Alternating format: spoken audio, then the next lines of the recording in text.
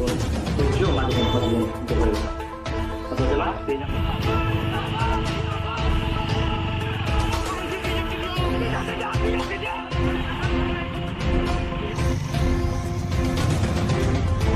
পোনপ্ৰথম মই সাংবাদিক বন্ধুসকলক চাওতা ছাত্ৰ সন্থাৰ পৰা অভিনন্দন জ্ঞাপন কৰিছোঁ।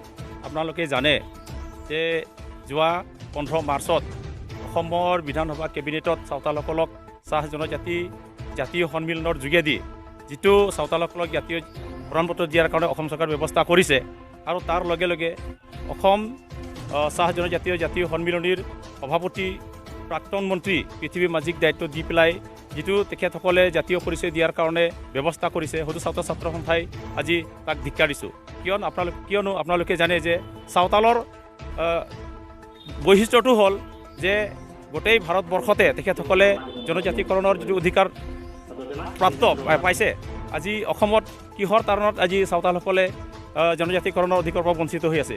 আজি চাবলৈ গ'লে বিহাৰ, বেংগল, ঝাৰখণ্ড, উৰিষ্যা, ত্ৰিপুৰা, আনকি মিজোৰামতো চাওতালসকলে চাওতাল হিচাপে তেখেতসকলে জীয়াই আছে। কিন্তু অসমত আজি ৭৫ বছৰ ভাৰত স্বাধীন হোৱাৰ পিছত ৭৫ বছৰ ভাৰত স্বাধীন হোৱাৰ পিছত ইয়াত পৰাধীন হিচাপে চাওতাল জনগোষ্ঠীয়ে চাওতাল জাতীয় সন্মিলনীৰ যোগেদি যিটো চাৰ্টিফিকেট ইমান দিনৰ পৰা তেখেতসকলে পাই আছে এইটো আমি ধিক্কাৰ দিছোঁ। কিয়নো আজি চাবলৈ গ'লে চাওতাল জনগোষ্ঠী কোনোদিনাও বাগানৰ লগত জড়িত নহয়। তেখেতসকলৰ সুকীয় পৰিচয় আছে, তেখেতসকলৰ ভাষা আছে, তেখেতসকলৰ সাংবিধানিক অধিকাৰ আছে, তেখেতসকলৰ ভূমিৰ অধিকাৰ আছে।